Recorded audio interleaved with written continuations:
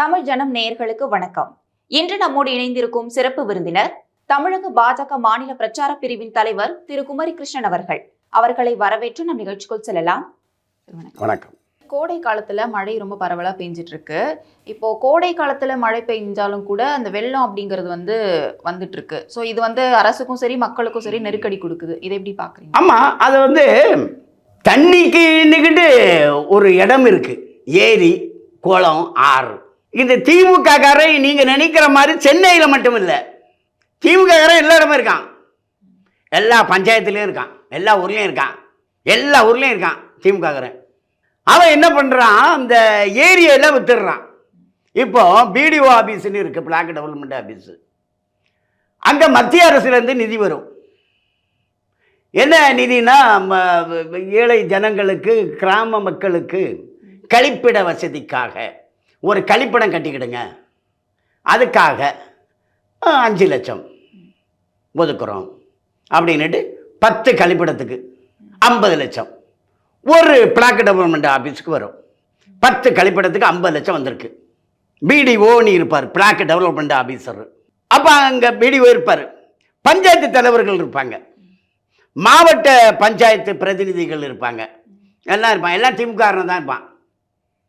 ஒரு 4 பேர் அதிமுககாரன் இருப்பான், ஒருத்தன் 2 பேர் கம்யூனிஸ்ட்காரன் இருப்பான். எல்லாம் எவ்வளோ சம்பாதிக்கலாம் அப்படி வந்திருக்கவங்க. இவங்களெல்லாம் இந்த பிடிஓ கூப்பிடுவார். கூப்பிட்டு இந்த மாதிரி 5 லட்சம் ரூபா 10 வந்திருக்கு, எங்கே கக்கூஸ் கட்டுறீங்க, இடம் இருந்தால் சொல்லுங்கள் அப்படின்னு கேட்பார். பஞ்சாயத்து தலைவர்கிட்ட கேட்பார். அப்படி தானே கேட்கணும், அப்படி தான் கேட்பார். பிடிஓ ஊராட்சி ஒன்றிய அலுவலகம் அங்கே இருக்கவர் பஞ்சாயத்து தலைவர்கிட்ட கேட்பார். சார், யாருக்கு பஞ்சாயத்தில் சார் கட்டிக்கிறீங்க? அப்போ ஒருத்தர் சொல்லுவார், என் பஞ்சாயத்தில் ஏற்கனவே போன வருஷம் தான் கட்டியிருக்கு, அப்போ கட்ட வேணாம். இந்த வருஷம் எங்களுக்கு ஏற்கனவே ஒன்று வேலை இன்னும் முடியலை, அதெல்லாம் வேணாம், வேலை முடியாதவங்க சொல்லுங்கள் அப்படின்னு சொன்ன உடனே இந்த பஞ்சாயத்து தலைவர், ஒரு பஞ்சாயத்து தலைவர் திமுககாரன் என்னது நினைப்பான், இப்பா 5 லட்சம் வருதுப்பா, இன்னும் ஒரு 1 லட்சம் 1.5 லட்சம் செலவு பண்ணிக்கிட்டு ஒரு 3.5 லட்சத்தை ஆமாம் சம்பாதிச்சிடலாம், 5 லட்சம் வருதுன்னுக்கிட்டு ஊருக்குள்ளே வருவான். ஊருக்குள்ளே வந்தால் இடம் வேணுமில்ல கட்டுறதுக்கு, இடத்த பார்க்க வருவான்.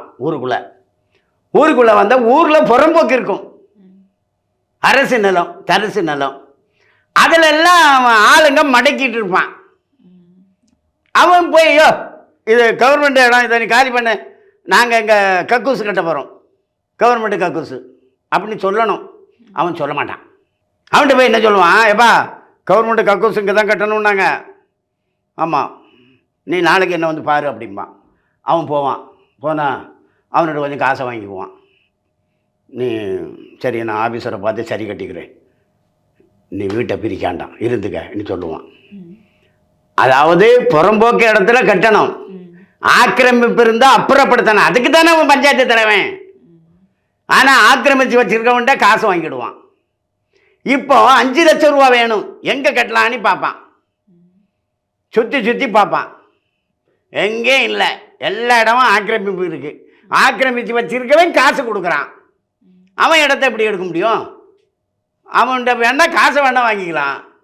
அதனால் அந்த ஏரி கரையில் அந்த ஏரியை கொஞ்சம் மண் அடித்து என்ன தண்ணியெல்லாம் சரி பண்ணி கொஞ்சம் மண் அடித்து போட்டு ஏரி கரையில் கக்கூசை கட்டிடுவான். ஏரிக்குள்ளாடி கட்டிடுறான் கக்கூசை, ஆற்றுல கட்டிடுவான், ஆறில் கக்கூசை. மழை 2 வருஷம் மழை பெய்யலைன்னா காஞ்சி கிடக்கும், அது தண்ணி ஓடுற ஆறாக இருக்கும், அதை பிளாட்டு போட்டு விற்றுருவான். இப்படி தண்ணி ஓடுற இடம், தண்ணி தேங்குற இடம்லாம் திமுக விற்றுவிட்டான், துட்டு பண்ணிட்டான். அப்போ தண்ணி எங்கே ஓடும்? தண்ணி இப்படி போக முடியலன்னா இப்படி போகும். இப்போ ரோட்டில் போகுது, ரோட்டில் தான் தண்ணி போகுது, வேற எங்கே போகுது? இந்த மழை பெஞ்சின்னு டிவியில் காட்டுறாங்கல்ல, எங்கேயாச்சும் ஆற்றுல தண்ணி போகிறத காட்டுறாங்களா? நீங்கள் யோசிச்சு பாருங்க. மழை பெஞ்சு நின்று டிவியில் காட்டுறாங்கல்லம்மா, ஆற்றுல தண்ணி போடுறதை காட்டுறாங்களா? எங்கேயாச்சும் ரோட்டில் தண்ணி போடுறது தான் காட்டுவான். ஆற்றுல தான் வீடு கட்டிட்டாங்களே, ஆற்றுல தான் வீடு கட்டிட்டாங்க, கரெக்டாக சொன்னீங்க. அதனால இப்போ கோடையில் கொஞ்சமாக மழை பெஞ்சாலும் ஆற்றுலையும் ஏரியிலையும் திமுக ஆக்கிரமிப்பு பண்ணிட்டதுனால ரோட்டில் தான் தண்ணி போகுது. ரொம்ப மோசம், ரொம்ப இக்கட்டான நிலைமை தமிழ்நாட்டில். இந்த மணல் கொள்ளை இருக்கு இல்லையா, இந்த மணல் செம்மண் வாடுறோம்ல, தண்ணி கீழே போயிடும், ஓடாது. ஆறு அப்படியே ஓடுது இல்லையா, நீங்கள் ஆழமாக வாரிட்டீங்கன்னா அது உள்ளோடி போயிடும். ஆறு கட்டாயிடும், அங்கே ஓடாது. இப்படி சுடுகாடு ஆக்குறாங்க. அவங்களுக்கு நோக்கம் பணம். பணத்தை இந்தியன் பேங்கில் சேவ் பண்ண மாட்டாங்க, வெளிநாட்டு பேங்கில் தான் சேவ் பண்ணுவாங்க. அதனால தமிழ்நாட்டுக்கு நாங்கள் முதலீடு ஈர்க்க போறேன்னு சொல்லி இவங்க முதலீடு அங்கே கொண்டு பண்ணுறாங்க. இதுதான் தமிழ்நாட்டில் நடக்குது. அதான் பிரதமர் நரேந்திர மோடி சொல்றாரு, முக்கியமான தேவையான ஒரு பணியை செய்து முடிப்பதற்காக பரமாத்மா என்னை அனுப்பி இருக்கிறதா நான் நினைக்கிறேங்கிறார். இப்போ 3வது முறை அவர் பிரதமர் ஆனா அவர் செய்யக்கூடிய முக்கியமான வேலை இந்த திமுகவை கை வைக்கிறது தான். ஏன்னா திமுகனாலே தொட்டு தான்.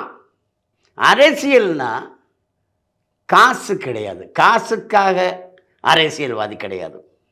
இப்போ உங்களுக்கு தெரியும், எல்லாருக்கும் தெரிஞ்ச விஷயந்தான், ஒரு ஊரில் ஒரு கோயில் கட்டுவாங்க. கோயில் கட்டுறதுக்காக தர்மகர்த்தா குழு, கோயில் கட்டக்கூடிய ஒரு குழு, ஒரு 10 பேர் ஒரு அமைப்பு போடுவாங்க. போட்டு எல்லார்கிட்டையும் டொனேஷன் வாங்கி அந்த பிள்ளையார் கோயிலை கட்டுவாங்க. அப்போ அந்த 10 பேர் இருக்காங்க இல்லையா, அவன் சாயங்காலம் ஒரு 5 மணிக்கு கிளம்புனா ராத்திரி 10 மணி வரைக்கும் நிறைய பேர் போய் பார்ப்பான். எல்லார்ட்டையும் காசு வாங்குவாங்க, பில்லு போடுவாங்க, கணக்கு போடுவாங்க, யோசிப்பாங்க, என்ன ஆள் வேலைக்கு வைப்பாங்க, மரம் வாங்குவாங்க, சிமெண்டெல்லாம் வாங்குவாங்க, இதெல்லாம் செய்வாங்க இல்லை, வேலை செய்கிறான்ல. அதுக்கு அவன் சம்பளம் வாங்குவானா? சம்பளம் வாங்க மாட்டான். சம்பளம் இல்லாமல் செய்கிறது தான் சேவை. அரசியலும் சேவை தான், சம்பாத்தியத்துக்கு இல்லை. ஏற்கனவே அரசியல் அப்படி தான் இருந்தது. இந்த கழகம் வந்த பிறகு அரசியல்னா சம்பாதிக்கிறதுன்னு மாறி போச்சு. அரசியல்னா சம்பாதிக்கிறதுன்னு அவன் நினைக்கிறான். திமுக கேளுங்க, அவன் பணம் பண்ணுறது தான், வேற என்ன, அப்படி தான் சொல்லுவான். ஆனால் அரசியல்னா சம்பாதிக்கிறது இல்லை. அரசியல்னா எப்படி கோயிலுக்கு உழைக்கிறவங்க செலவு பண்ணுறாங்களோ, எப்படி சம்பளம் வாங்கலையோ, அதை மாதிரி அரசியலுக்கு உழைக்கிறவங்களும் செலவு பண்ணணும். நிறைய பேர், நான் எதுக்கு இந்த விளக்கத்தை சொன்னோம்னா, இப்போ நிறைய பேர்கிட்ட நான் சொன்னால் ஒத்துக்க மாட்டேங்கிறாங்க.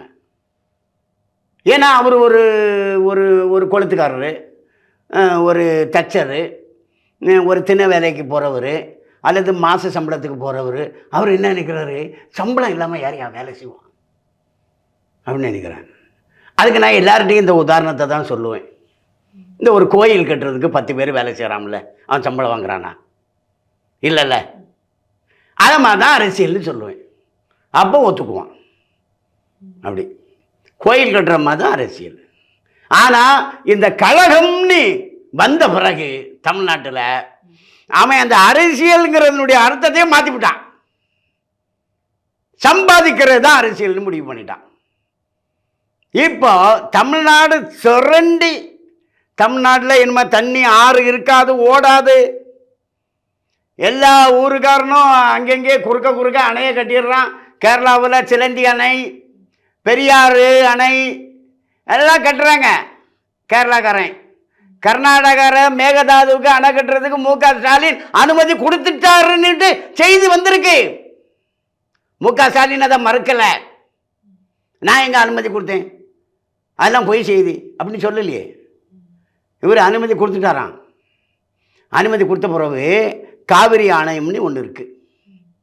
அதுக்கு முன்னாடி சென்னை ராஜஸ்தானிக்கும் மைசூர் மாகாணத்துக்கும் ஒரு அக்ரிமெண்ட் இருந்துச்சு. அது என்ன அக்ரிமெண்ட்டுன்னா, காவிரியின் குறுக்க அணை கட்டணும்னா காவிரி ஆற்று தண்ணி எந்தெந்த மாநிலங்களுக்கு போகுதோ அந்தந்த மாநில நிர்வாகம் ஒத்துக்கிட்டால் தான் அணை கட்ட முடியும். இவ்வளோதான் அக்ரிமெண்ட். அப்போது 1924. அது 74ஓட முடிஞ்சு போச்சு. அதை நீடிச்சிருக்கணும். கருணாநிதி முதலமைச்சராக இருந்தார். இவர் நீடிக்கலை. ஏதோ எதிர்பார்த்துக்கிட்டு ஏதோ பயனை அடைஞ்சிக்கிட்டு விட்டுட்டார் கருணாநிதி. அதனால தான் கர்நாடகாவில் காவிரியின் குறுக்க அணை கட்டினான். அதுவும் அந்த துட்டு தான் அந்த காலத்தில். அது ஒரு பயனை அடைந்ததன் காரணமாகத்தான் கருணாநிதி அந்த அந்த அக்ரிமெண்ட்டை நீடிக்கலை. 74 அவர் தான் முதலமைச்சர். ஒரு நீடிச்சிருக்கணும். அது ஒரு சிம்பிள் தான். அது வேற ஒன்றும் கிடையாது. எல்லாரும் ஒத்துக்கிட்டாதான் இடையிலான, அவ்வளோதான். அதே மாதிரி சொல்லக்கூடியதுதான் காவிரி ஆணையம். இப்போ நரேந்திர மோடி கொண்டு வந்தது காவிரி ஆணையம். பழசு விட்டாச்சு 74. சரி, அதே மாதிரியானது தான் காவிரி ஆணையம். காவிரி ஆணையம் என்ன சொல்லுதுன்னா, காவிரிக்கு குறுக்கல யார் அணை கட்டணும்னாலும் அந்த எங்கெல்லாம் பாசனம் இருக்கோ அந்தந்த நிர்வாகம் ஒத்துக்கிட்டால் தான் அணை கட்ட முடியும். அவ்வளோதான். ரொம்ப சிம்பிள். இப்போ ஸ்டாலின் போன வாரத்தில் காவிரி ஆணையம் கூடிச்சு. போன வாரத்துக்கு முந்தின வாரம் ஒரு செய்தி வந்தது. என்னன்னா, ஸ்டாலின் மேகதாதுவில் அணை கட்டுறதுக்கு ஒத்துக்கிட்டாருன்னு ஒரு செய்தி வந்துச்சு. சமூக ஊடகத்தில் ஒரு செய்தி வந்துடுச்சு. போன வாரம் காவிரி ஆணையம் கூடுது. காவிரி ஆணையம் என்ன சொல்லுது? எல்லாரும் ஒத்துக்கலைன்னா யாரும் அணை கட்ட முடியாது. அதை தான் சொல்லும் அது. அப்போ காவிரி ஆணையத்தில் போய் இந்த மாதிரி அணை கட்டுறாங்க, அதனால் நீங்கள் எங்களுக்கு நல்ல தீர்ப்பு கொடுக்கணும், உங்களுடைய நிலைப்பாடை நீங்கள் வெளிப்படுத்தணும் அப்படின்னு சொல்லணும்ல. ஆனால் மு.க. ஸ்டாலின் யாரும் போகாண்டான்ட்டார். தமிழ்நாட்டில் இருந்து காவிரி ஆணையத்துக்கு டெல்லியில் கூட்டம், யாரும் போகாண்டாம், ஆன்லைனில் அட்டன் பண்ணுங்கன்னு சொல்லிட்டார். இப்போ நேரில் போய் உணர்வுபூர்வமாக சொல்கிறது எப்படி, ஆன்லைனில் அட்டன் பண்ணுறது எப்படி? ஆன்லைனில் பவர் கட் ஆகிடும் இடையில. அவன் கர்நாடகாரன் ஒன்று சொல்லுவான், இவன் காதில் விழாது, இவன் சொல்கிறது அங்கே கேட்காது. கர்நாடகாரன் சார் அவன் தமிழ்நாட்டில் ஒத்துக்கிட்டாங்க சார் அப்படின்னு சொல்லுவான். அப்போ ஆணையத்தில் இருக்கவன் சரியும்பான். அப்போது போன வாரத்துக்கு முந்தின வாரம் மேகதாதுவில் அணை கட்டுறதுக்கு மு.க. ஸ்டாலின் ஒத்துக்கிட்டாரா அப்படின்னு ஒரு செய்தி. போன வாரம் நடந்த காவிரி ஆணையத்துக்கு யாரும் போக வேண்டான்னுட்டு மு.க. ஸ்டாலின் சொல்லிட்டாருன்னு ஒரு செய்தி. ரெண்டையும் ஒப்பிட்டு பார்த்தா என்ன நம்ம முடிவு பண்ண தோணுது? ஏதோ சம்திங் ராங். அதே போல் கேரளாவிலையும் அணை கட்டுறான் சிலந்தி ஆற்றுல. அதே போல் பெரியார்லேயும் அணை கட்டுறான். இப்படி எல்லாரும் அவங்கவங்க மாநிலத்துக்கானதை செய்வாங்க. ஆனால் தமிழ்நாட்டில் இருக்கிறவங்க இந்த தமிழ்நாட்டுக்கானதை செய்கிறாங்களா அல்லது பணத்துக்காக செய்கிறாங்களா? தமிழ்நாட்டில் இருக்கக்கூடிய அந்த திமுக அரசாங்கம் பணத்துக்காக மட்டும்தான் செய்யுது, தமிழ்நாட்டுக்காக ஒன்றும் செய்யுது. அதனால தமிழ்நாடு விரைவில் சுடுகாடாக மாறும். அப்படி அதை தடுத்து நிறுத்தணும்னா இறைவனால் பகவானால் அனுப்பி வைக்கப்பட்ட பிரதமர் நரேந்திர மோடி தமிழ்நாட்டுக்கு மேலே ஒரு கருணை காட்டினார்னா, ஒரு பார்வையை வீசினார்னா இதை நம்ம தடுத்து நிறுத்தலாம். பல முக்கிய தகவல்களை தமிழ் ஜனம் வாயிலாக பகிர்ந்தமைக்கு ரொம்ப நன்றி சார். வணக்கம். நேயர்களை மீண்டும் ஒரு நிகழ்ச்சியில் சந்திக்கலாம். வணக்கம்.